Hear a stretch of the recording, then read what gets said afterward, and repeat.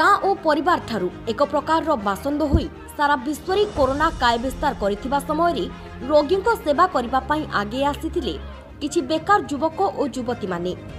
पेट को दाना और परिवार रो बोझ और छुआ रोग होइतिले मध्य सेमाने नियोजित होइतिले एही कार्य रे। मात्र सेही कठिन समय रे एमानक सेवा को वर्तमान अणदेखा करा जाइछि। राज्य रे कोरोना रो प्रकोप कमिबा मात्रे सेमानकु एबे छटेई आरंभ होइछि। एकाथरे 25 जन को छटेई करिछि पारादीप कोविड-19 डाक्तरखाना। एमाने एही डाक्तरखाना रे हाउसकीपिंग, सफेई और सिक्यूरिटी गार्ड भाबे नियोजित थिले। एपरिकि सेमानकु सठिक समय रे दरमा मध्य मिली नाही। एपरि स्थले बिना नोटिस रे एही 25 जन को छटेईर प्रतिवाद रे डाक्तरखाना रो समस्त 43 जन कर्मचारी डाक्तरखाना सम्मुख रे धारणा दैछंती।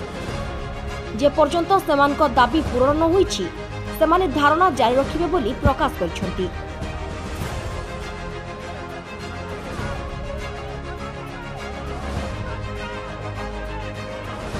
पारादीप रश्मिरंजन जेना रिपोर्ट, ओडिशा समाचार।